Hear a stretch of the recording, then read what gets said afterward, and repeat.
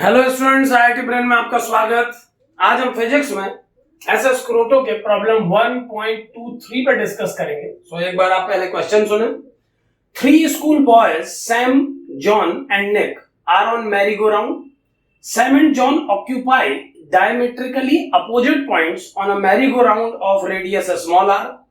Nick is on another merry-go-round of radius capital R.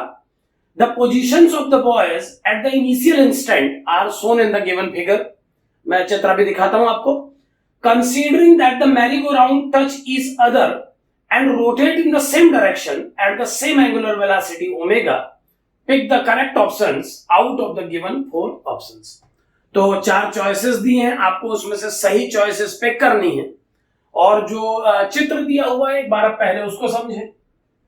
एक small are radius के circle में Sam और John को प्रेजेंट किया है और एक दूसरे कैपिटल आर रेडियस के सर्किल में जो इसे टच कर रहा है उसमें निक बैठा हुआ है और इनकी पोजीशंस पहले सर्किल में सैम और जॉन की पोजीशंस एक दूसरे से डायमेट्रिकली अपोजिट है।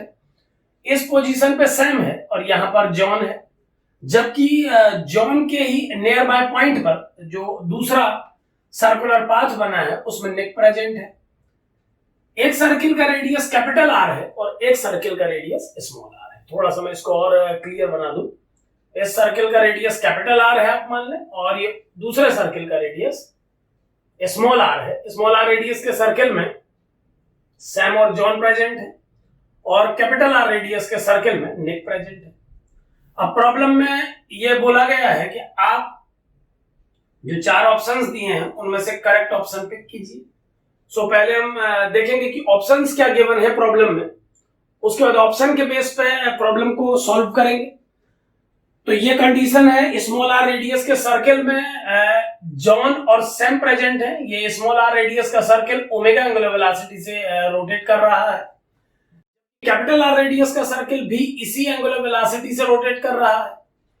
आपको ऑप्शंस पिक करने हैं, करेक्ट ऑप्शंस। तो क्या ऑप्शंस एक बार सुने। पहला option, from Nick's point of view Sam translates in a circle of radius r plus R, capital R plus small R. Second option है, from John's point of view Nick translates in a circle of radius r plus R. Third choice है, from Nick's point of view Sam translates in a circle of radius r minus r. And the last one, from John's point of view, Nick translates in a circle of radius r minus r. तो इन चारों options में से आपको correct option pick करना है। यानी problem में किसी एक ऑब्जर्वर के रिस्पेक्ट में इन तीनों में से किसी एक को ऑब्जर्वर बनाते हुए किसी दूसरे के मोशन के बारे में एनालिसिस करना है। सो जो ऑप्शंस मुझे दिख रहे हैं उनमें निक का पॉइंट ऑफ व्यू और जॉन का पॉइंट ऑफ व्यू कंसीडर करने को बोला गया है। सो हम एक बार निक के पॉइंट ऑफ व्यू से और एक बार जॉन के पॉइंट ऑफ व्यू से वन बाय वन ऑप्शंस को चेक करते हैं। सो पहला ऑप्शन है, from Nick's point of view Sam translates in a circle of radius r plus r. यानी निक के पॉइंट ऑफ व्यू से सैम की पोजीशन, सैम के मोशन को जज करना है। तो कैसे करेंगे एक बार समझें। मान लीजिए ओमेगा एंगुलर वेलोसिटी से रोटेट होते हुए किसी टाइम t पर जो सैम, जॉन और निक की पोजीशंस होंगी वो कुछ इस तरीके से शो की जा रही हैं। मान लीजिए टी टाइम में एंगुलर वेलोसिटी ओमेगा से ये जो सर्किल है, ये मैरी-गो-राउंड अगर थीटा रोटेट हो जाता है तो अब सैम इस पोजीशन पे होगा जबकि जॉन की पोजीशन ये होगी।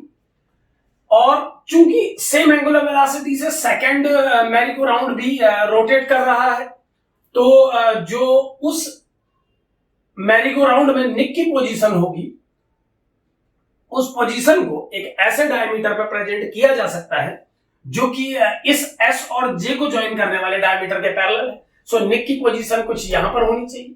यानी अब निक की new position after time T यहां होनी चाहिए, जबकि जॉन और सैम की पोजीशन कुछ इस तरीके की होगी। हमारा पहला ऑप्शन हमें निक के पॉइंट ऑफ व्यू से सैम को जज करने को कह रहा है। यानी निक के पॉइंट ऑफ व्यू से सैम का मोशन कैसा होगा हमें यह जज करना है। यही पहले ऑप्शन में भी मेंशन है और तीसरे ऑप्शन में भी, बस दोनों के डाटा अलग हैं। पहले ऑप्शन में निक के पॉइंट ऑफ व्यू से सैम एक सर्किल में ट्रांसलेट कर रहा है जो कि r प्लस आर रेडियस का है, ये लिखा गया है।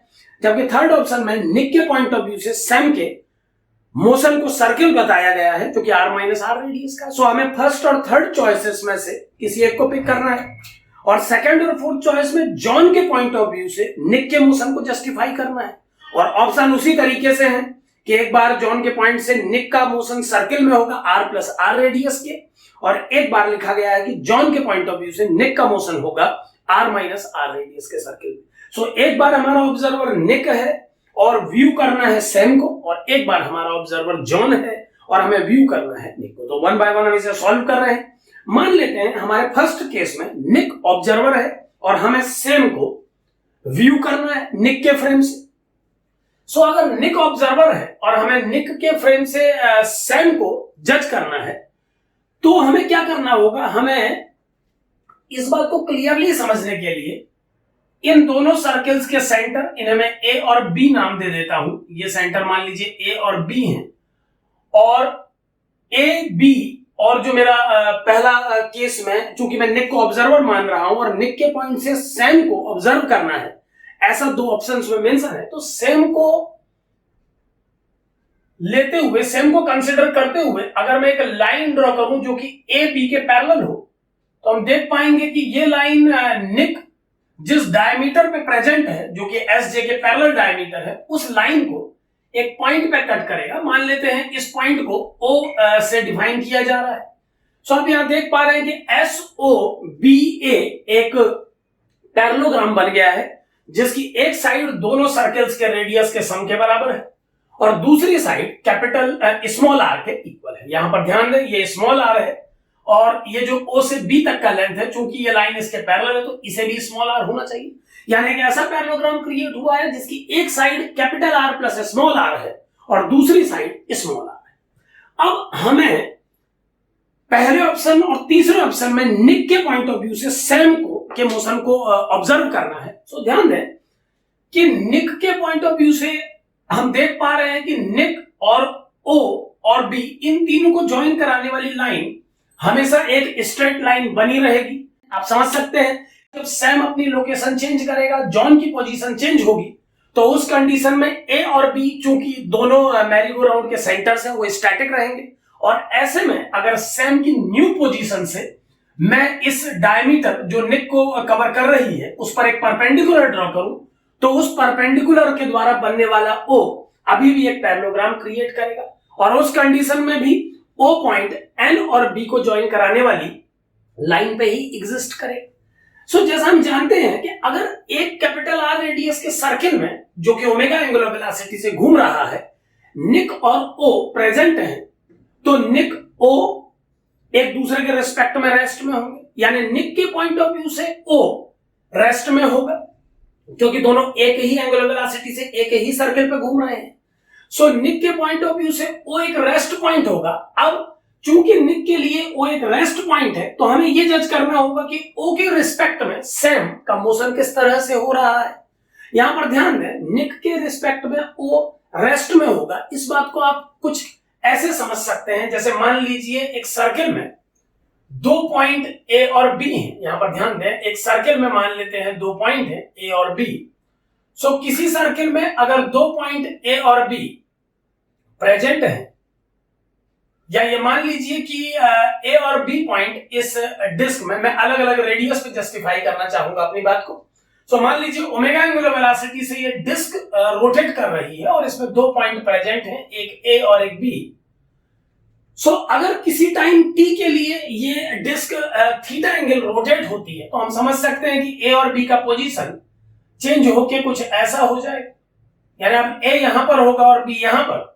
सो ध्यान दें, अगर हम B के पॉइंट ऑफ व्यू से A को या A के पॉइंट ऑफ व्यू से B को ऑब्जर्व कर रहे हैं, तो जैसा रिलेटिव मोशन का कंसेप्ट है कि ऑब्जर्वर अपनी पोजीशन पर रेस्ट में रह के दूसरे को व्यू करता है। सो ध्यान दें कि अगर पहले A और B को ज्वाइन कराने वाली लाइन ये थी और t टाइम के बाद अगर ये लाइन अब ऐसे थीटा डिग्री मूव कर चुकी है, तो B के पॉइंट ऑफ व्यू से A को ऑब्जर्व करने के लिए अगर मैं इस B की पोजीशन को दोबारा इसकी पुरानी पोजीशन में शिफ्ट करूं तो A भी अपनी पुरानी पोजीशन पे ही आ जाएगा। या इस बात को ऐसे समझें जैसे किसी भी रोटेटिंग बॉडी में अगर दो पार्टिकल एक दूसरे के रिस्पेक्ट में रेस्ट में हैं, उस फ्रेम में बैठे हुए हैं, तो वो दोनों एक दूसरे के रिस्पेक्ट में रेस्ट में ही होंगे। जैसे एक बहुत बड़ी डिस्क अगर घूम रही है और उस पर दो लोग बैठ के आपस में डिस्कशन कर रहे हैं, बातें कर रहे हैं, तो वो दोनों एक दूसरे के रिस्पेक्ट में रेस्ट में माने जाएंगे। ट्रेन भी कभी एक सर्कुलर ट्रैक पे घूमे, अगर माना एक कर्व्ड पाथ पे ट्रेन घूमे, तो दो लोग जो उस ट्रेन के अंदर बैठ के आपस में डिस्कस कर रहे हैं वो एक दूसरे के लिए रेस्ट में ही है। सो यहां पर ए और बी एक दूसरे के लिए रेस्ट में है। सो इसी तरीके की सिचुएशन यहां पर भी है कि निक के लिए ओ सेम एंगुलर वेलोसिटी से घूमने वाले सर्कल पे बैठा हुआ एक रेस्ट पॉइंट है। सो निक के पॉइंट से सैम को ऑब्जर्व करने के क्वेश्चन को कन्वर्ट करके अब मैं ओ पॉइंट के रेफरेंस में एस को ऑब्जर्व करने की कोशिश करूंगा। सो ओ के रिस्पेक्ट में एस का मोशन कैसा होगा इसको जरा ध्यान से समझें। अगर हम इस चित्र को ध्यान से देखें तो अभी इस सेंटर बी को ओ और एस से ज्वाइन कराने वाला ये जो एंगल है ये एक ऑब्ट्यूज एंगल है। मान लेते हैं ये मोशन कुछ समय तक और कंटिन्यू रहा और कुछ समय तक मोशन होने के बाद सैम अब इस वर्टिकल डायमीटर पे इस पोजीशन पे आ चुका है, जबकि जॉन यहां बॉटम पॉइंट पे पहुंच चुका है।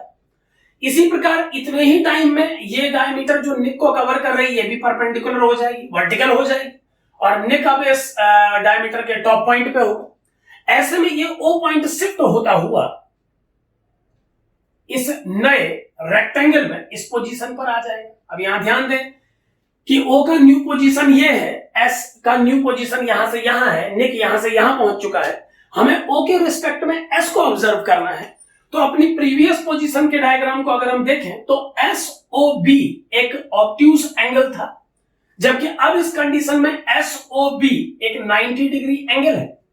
सो अगर ओ मेरा ऑब्जर्वर है और ओ को मैं दोबारा उसके पुरानी पोजीशन पर शिफ्ट करूं, यहां ध्यान दें ओ को मैं उसकी पुरानी पोजीशन पर शिफ्ट इसीलिए कर रहा हूं क्योंकि मुझे ओ को ऑब्जर्वर कंसीडर करना है। इसका मतलब जैसे रिलेटिव मोशन में हम स्टडी करते हैं कि ऑब्जर्वर को उसकी पोजीशन पर स्टैटिक करते हुए और पार्टिकल्स की पोजीशन उसके सराउंडिंग में कैसे बदल रही है ये ऑब्जर्व करते हैं, ठीक उसी तरीके से अगर मैं इस ओ को इसकी पुरानी पोजीशन में कन्वर्ट करूं तो ओ को पुरानी पोजीशन में कन्वर्ट करने पर अब जब ये नया 90 डिग्री वाला केस बनाने के लिए मैं एस की नई पोजीशन ऑब्जर्व करूंगा तो बी ओ एस को ज्वाइन कराने वाला जो लाइन है वो थीटा डिग्री घुमा हुआ, यानी कि इस एंगल को 90 बनाता हुआ होना चाहिए। यानी ओ के लिए ये एस पॉइंट अब यहां से यहां आ चुका है और ये डिस्टेंस r प्लस आर ही है। पहले भी ये डिस्टेंस r प्लस आर थी और अभी भी ये distance capital R plus small r। यानी ओ के पॉइंट ऑफ व्यू से जो सैम है वो एक सर्किल में घूम रहा है जिसका रेडियस r प्लस आर है और उस सर्किल का सेंटर ओ है।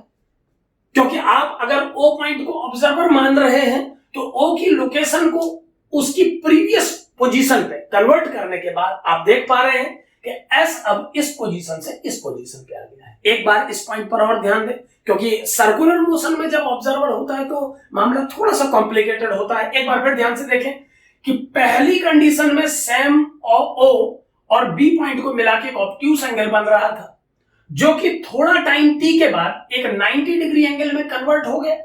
ये मैं एक केस बस जनरलाइज एग्जांपल के रूप में ले रहा हूं कि ये 90 डिग्री में कन्वर्ट हो चुका है। एक केस समझाने के लिए मैंने ये एग्जांपल उठाया है। सो एस अगर किसी टाइम टी पर यहां से यहां मूव करता है, निक यहां से यहां जाता है, तो ओ भी इस पॉइंट से इस पॉइंट तक मूव कर जाएगा। लेकिन ओ को मैं ऑब्जर्वर मान रहा हूं तो ओ को उसकी प्रीवियस पोजीशन में जब मैं शिफ्ट करूंगा तो मैं यह जानता हूं कि जो एंगल अभी तक ऑब्ट्यूज था अब वो एंगल 90 डिग्री बन चुका है। सो चाहे ऑब्जर्वर को आप उसकी पुरानी पोजीशन में कन्वर्ट कर लें, लेकिन आप उस पार्टिकल के लोकेशन को अब ऐसा ऑब्जर्व करेंगे जैसे कि ये एंगल 90 डिग्री हो गया हो। सो ओ पॉइंट के रिस्पेक्ट में एस आपको एक सर्किल पे घूमता हुआ नजर आएगा। सो निक के रिस्पेक्ट में ओ एक रेस्ट पॉइंट है, निक के रिस्पेक्ट में ओ रेस्ट में है और ओ के रिस्पेक्ट में एस पॉइंट यानी सैम एक सर्किल पे घूम रहा है जिस सर्किल का radius capital R plus small r है और उस सर्किल का सेंटर O है और वो सेंटर O खुद एक सर्किल पे घूम रहा है जिस सर्किल का सेंटर B है। यानी पूरा ऑब्जर्वेशन कुछ इस तरीके से होगा कि निक के रिस्पेक्ट में O रेस्ट में है और ओ के रिस्पेक्ट में एस एक सर्किल पे घूम रहा है जिसका रेडियस आर प्लस आर है, तो निक के रिस्पेक्ट में भी एस एक सर्किल पे घूमेगा जिसका रेडियस आर प्लस आर होगा। और जिस पॉइंट को सेंटर मान के Sam R plus are radius के सर्किल में घूम रहा है उस सर्किल का सेंटर ओ है, जो कि खुद एक सर्किल पे घूम रहा है जिस सर्किल का रेडियस स्मॉल आर है। सो स्मॉल आर रेडियस के सर्किल पे ग्राउंड के रिस्पेक्ट में ओ सर्कुलर मोशन कर रहा है, ग्राउंड के रिस्पेक्ट में बी पॉइंट को सेंटर मानते हुए ओ खुद आर रेडियस के सर्किल पे रोटेट कर रहा है, और ओ के रिस्पेक्ट में Sam R plus are radius के सर्किल पे घूम रहा है। और चूंकि ओ निक के रिस्पेक्ट में रेस्ट में है तो निक के लिए भी Sam R plus are radius के सर्किल पे घूम रहा है। सो ये तो ऑब्जर्वेशन है निक का सैम के लिए, यानी निक के लिए सैम एक आर प्लस आर रेडियस के सर्किल पे घूम रहा है जिसका सेंटर ओ है, जबकि ओ खुद भी एक स्मॉल आर रेडियस के सर्किल पे घूम रहा है जिसका सेंटर बी है।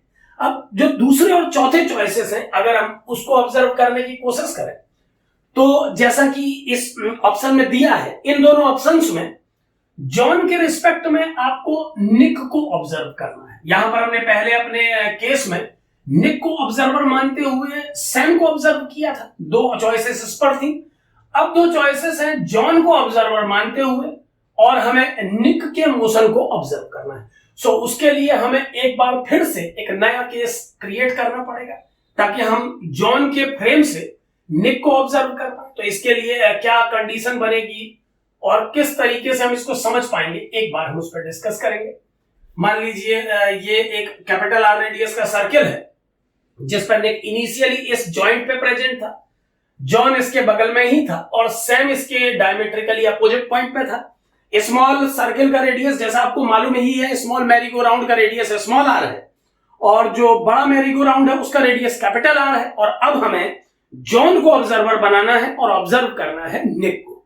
सो जॉन को ऑब्जर्वर मानते हुए निक को ऑब्जर्व करने के लिए फिर से हम मान लेते हैं कि सेम एंगुलर वेलोसिटी होने के कारण ये दोनों merry-go round theta angle rotate कर चुके हैं और अब इनकी नई पोजीशन कुछ इस तरीके से प्रेजेंट की जा सकती है। यहां पर ध्यान दें, डायग्राम बनाने में थोड़ा सा सर्किल परफेक्ट सर्किल नहीं बन पाता है बोर्ड में और लाइंस भी हो सकता है पैरेलल ना दिखे, बट जो मैं आपको एक्सप्लेन करने की कोशिश कर रहा हूं आप उस पे आए।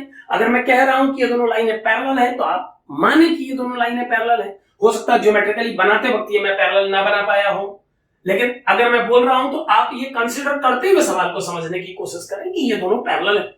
सो थीटा एंगल घूमने के बाद अगर ये डायमीटर इस कंडीशन में है और ये डायमीटर इस कंडीशन, तो ये दोनों एंगल सेम होने चाहिए क्योंकि दोनों के एंगुलर वेलोसिटी सेम है। अब जॉन की न्यू पोजीशन ये है, सैम की न्यू पोजीशन और निक की न्यू पोजीशन ये है। अब जॉन ऑब्जर्वर है और निक को ऑब्जर्व करना है, तो जो कंडीशन पहले मैंने सैम के लिए सॉल्व की थी ठीक वैसी ही कंडीशन अब मुझे निक के लिए सॉल्व करनी है। सो एक सर्किल के सेंटर को ए और एक को बी मानते हुए निक की पोजीशन से अगर मैं एक लाइन ड्रॉ करूं जो ए बी के पैरेलल हो, तो ए बी के पैरेलल एक लाइन ड्रॉ करने पर फिर मुझे एक पैरेललोग्राम मिलेगा। और मान लेते हैं इस पैरेललोग्राम को बनाने के लिए मैं जॉन और सैम को ज्वाइन कराने वाली डायमीटर को और आगे तक बढ़ा रहा हूं, और जो ये एक्सटर्नल पॉइंट मुझे मिला मान लेते हैं इसका नेमिंग हम ओ से कर रहे हैं। सो यहां पर ओ एन बी ए एक पैरेललोग्राम है, इसे आप एक पैरेललोग्राम समझे। ज्योमेट्री पे जाए थोड़ा सा डायग्राम ऊपर नीचे हो सकता है। सो ओ एन बी एक पैरेललोग्राम है क्योंकि ए बी लाइन को मैंने एनओ के पैरेलल डेवलप किया है और ये दोनों डायमीटर पैरेलल रहेंगी क्योंकि ओमेगा सेम है दोनों मैरीगो राउंड का। अब यहां पर ध्यान दें कि जॉन और सैम सेम सर्किल पे घूम रहे हैं। सो जॉन और सैम दोनों एक दूसरे के रिस्पेक्ट में रेस्ट में हैं और यहां पर हम देख पा रहे हैं कि ओ पॉइंट इसी डायमीटर पे कहीं पर लाई करेगा, चाहे ये मैरीगो राउंड कितना ही क्यों ना घूम जाए, ओ की पोजीशन हमेशा जे एस और ए को ज्वाइन कराने वाली लाइन पे ही होगी। सो जॉन के रिस्पेक्ट में अगर सैम रेस्ट में है तो जॉन के रिस्पेक्ट में ओ भी रेस्ट में होगा, यानी सर्कुलर मोशन में जॉन के रिस्पेक्ट में ओ रेस्ट में है और ओ के रिस्पेक्ट में एन। अब हमें ऑब्जर्व करना है। सो ध्यान दें कि हमें जॉन के रिस्पेक्ट में निक के मोशन को ऑब्जर्व करना है, लेकिन ज्यादा कंफर्टेबल है ओ के रिस्पेक्ट में निक को ऑब्जर्व करना। सो पहले हम ओ पॉइंट के रिस्पेक्ट में निक को ऑब्जर्व करेंगे और चूंकि जॉन के लिए ओ एक स्टैटिक पॉइंट है, तो वही ऑब्जर्वेशन जॉन का भी होगा निक के लिए। सो देखते हैं किस तरीके की कंडीशन बनेगी। ओ के लिए एन जो है एक ऐसा पॉइंट है जो आर प्लस आर डिस्टेंस पे है। हम मान लेते हैं ये मैरी गो राउंड थोड़ा और घूमे, और एक सिंपल पोजीशन पे मैं डिस्कशन करूंगा ताकि आप लोग समझ पाए, तभी मैं बार बार ये वर्टिकल वाला केस ले रहा हूं ताकि आप समझ पाए कि क्या डिस्कशन हो रहा है। अब मान लेते हैं कि कुछ टाइम पास होने के बाद ये मैरी गो राउंड में ये जो डायमीटर एस और जे को ज्वाइन कर रहा था ये वर्टिकल हो गया। सो यहां पर भी नेक को अपने में रखने वाला डायमीटर जो है, जिस डायमीटर में निक प्रेजेंट है, वो डायमीटर वर्टिकल कंडीशन में आ जाएगा। अब निक की पोजीशन न्यू यहां पर होगी, जबकि सैम और जॉन की पोजीशन यहां पर। और ध्यान दें, चूंकि हम इस लाइन को एक लाइन ड्रॉ कर रहे हैं निक से जो ए बी के पैरेलल हो, तो ओ पॉइंट की जो नई पोजीशन होगी वो कुछ यहां पर होनी चाहिए। ध्यान दें, यानी जैसे जैसे ये दोनों मैरी गो राउंड घूमते जाएंगे, आपका जो A B N O parallelogram है, ये पैरेललोग्राम भी मूव करता जाएगा और एक स्टेज में ये एक रेक्टेंगल का फॉर्म भी ले लेगा। सो मान लेते हैं ये रेक्टेंगुलर फॉर्म में आ चुका है, इसकी एक साइड आर प्लस आर है और इसकी दूसरी साइड कैपिटल आर के बराबर है। तो अब अगर मैं ओ से एन को ऑब्जर्व करना चाह रहा हूं, तो डेफिनेटली जैसा रिलेटिव मोशन में होता है कि हमारा ऑब्जर्वर हमेशा स्टैटिक है हमारे लिए और उसके सराउंडिंग में सभी चीजें घूम रही होती हैं। सो अगर मैं ये कंसीडर करूं कि वो अपनी प्रीवियस पोजीशन पे ही है, तो उस पोजीशन और इस पोजीशन के डिफरेंस को आप समझें। उस पोजीशन से इस पोजीशन में डिफरेंस ये है कि पहले ए ओ एन एक एक्यूट एंगल था जो कि अब इस कंडीशन में 90 डिग्री बन चुका है। सो इस कंडीशन में अगर मैं ओ को ऑब्जर्वर मान के एन को ऑब्जर्व करना चाहता हूं, तो जो मैं ऑब्जर्व करूंगा उसे समझें। उसके लिए मैं ओ को उसकी प्रीवियस पोजीशन पर शिफ्ट कर रहा हूं। तो आप समझ सकते हैं कि अगर ओ अपनी प्रीवियस पोजीशन पे आएगा, तो चूंकि अब ये angle A O N 90 degree बन चुका है, सो ओ की इस पोजीशन के रिस्पेक्ट में अब जो निक की नई पोजीशन आएगी वो आर प्लस आर डिस्टेंस पे कुछ इस तरीके से प्रेजेंट की जाएगी। यानी अगर मैं ओ को ऑब्जर्वर मान रहा हूं, यहां पर ध्यान दे देखिए कि ग्राउंड फ्रेम के ऑब्जर्वर के लिए ओ घूम के यहां से यहां आ चुका है और निक यहां से यहां जा चुका है। ये ग्राउंड फ्रेम के ऑब्जर्वर का व्यू है। अगर हम ग्राउंड फ्रेम के ऑब्जर्वर का व्यू डिस्कस करें तो आप समझें कि ओ ग्राउंड फ्रेम के ऑब्जर्वर को ओ और एन हमेशा एक हॉरिजॉन्टल लाइन पे दिखेंगे। ये एक फैक्ट है कि अगर मैं ए बी को एक हॉरिजॉन्टल लाइन मान रहा हूं, तो ओ एन भी एक हॉरिजॉन्टल लाइन के रूप में दिखेगा एक ग्राउंड ऑब्जर्वर। लेकिन अगर मैं ओ को ऑब्जर्वर मान रहा हूं, तो ओ के लिए सिचुएशन में चेंज है। अगर ओ मेरा ऑब्जर्वर है तो मैं ओ की पोजीशन को स्टैटिक करके उसके सराउंडिंग में वर्ल्ड को एनालाइज करने की कोशिश करूंगा। सो अगर मैं ओ को उसकी प्रीवियस पोजीशन पर लाता हूं, तो जो चेंजेस आए हैं उन चेंजेस को मैं इग्नोर नहीं कर सकता, वो चेंजेस साथ में एसोसिएट करने पड़ेंगे। तो जो ए ओ एन एंगल पहले एक्यूट था, यहां आते आते वो 90 हो चुका है। सो ओ को उसकी प्रीवियस पोजीशन में शिफ्ट करने के बाद अगर इस एंगल को 90 मेंटेन रखना है मुझे, तो एन अब मुझे ओ के फ्रेम से कुछ यहां पर नजर आए। इसका मतलब ओ के रिस्पेक्ट में एन एक सर्किल पे मूव कर रहा है जिसका radius capital R plus small are है। सो फुल एनालिसिस क्या बनेगा जॉन के फ्रेम से, जरा समझें कि जॉन को निक एक आर प्लस आर रेडियस के सर्किल में घूमता नजर आएगा, जिस सर्किल का सेंटर ओ होगा, जबकि ओ ग्राउंड फ्रेम से खुद एक सर्किल में घूम रहा है जिसका रेडियस कैपिटल आर है वो, और उस सर्किल का सेंटर ए पर है। यानी ए को सेंटर मानते हुए ओ पॉइंट एक कैपिटल आर रेडियस के सर्किल पे घूमेगा, और चूंकि जॉन के रिस्पेक्ट में ओ एक रेस्ट पॉइंट है और ओ के रिस्पेक्ट में N R plus are radius के सर्किल पे घूम रहा है, तो जॉन को भी एन एक आर प्लस आर रेडियस के सर्किल में घूमता नजर आएगा। सो इस क्वेश्चन के जो चॉइसेस गिवन थे उसमें निक के फ्रेम से सैम के मोशन और जॉन के फ्रेम से निक के मोशन को ऑब्जर्व करने को बोला गया था। ऑप्शंस में रेडियस को एक बार आर प्लस आर और एक बार आर माइनस आर दिया गया था। सो हमारा जो फाइनल सॉल्यूशन आया उसके अकॉर्डिंगली अगर हम निक के फ्रेम से सैम को ऑब्जर्व करें, तो जैसा मैंने इससे पहले डिस्कस किया था, एक आर प्लस आर रेडियस के सर्किल में घूमता नजर आएगा सैम, और जो अब हमने डिस्कस किया तो जॉन के फ्रेम से निक भी एक आर प्लस आर रेडियस के सर्किल पे घूमता नजर आएगा। एक बार फाइनल और एनालाइज कर ले, क्योंकि दोनों केस एक जैसे हैं। अगर एक पर भी आप क्लैरिटी ले पाते हैं तो आपको दोनों ही जस्टिफाई हो जाएंगे। सो क्लियरली, और इसी प्रकार आप डिफरेंट डिफरेंट सिचुएशंस अपने मन से इस सवाल में और क्रिएट कर सकते हैं। ऑप्शनल क्वेश्चन में जो 3-4 केसेस दिए, केसेस उसके अलावा भी बन सकते हैं। जैसे इन ऑप्शंस में निक का पॉइंट ऑफ व्यू और जॉन का पॉइंट ऑफ व्यू डिस्कस किया गया है, हम सैम के पॉइंट ऑफ व्यू से भी क्वेश्चन में कुछ और आइडिया डेवलप कर सकते हैं। तो वो सब प्रैक्टिस वर्क आप करें, इसमें और डिफरेंट डिफरेंट सिचुएशंस पे एनालिसिस करें, इससे आपका आइडिया डेवलप होगा सर्कुलर मोशन के लिए। सो जॉन के पॉइंट ऑफ व्यू से ओ स्टैटिक है, क्योंकि जॉन और सैम एक सर्किल पे घूम रहे हैं, तो जॉन और एस एक दूसरे के लिए रेस्ट में है और उसी लाइन में ओ प्रेजेंट है, तो ओ भी जॉन के लिए एक रेस्ट पॉइंट है। ग्राउंड फ्रेम के ऑब्जर्वर के पॉइंट ऑफ व्यू से देखें तो ए के रिस्पेक्ट में ओ एक आर रेडियस के सर्किल पे घूम रहा है, और ओ के पॉइंट ऑफ व्यू से देखें तो निक एक आर प्लस आर रेडियस के सर्किल पे घूम रहा है जिसका सेंटर ओ खुद है।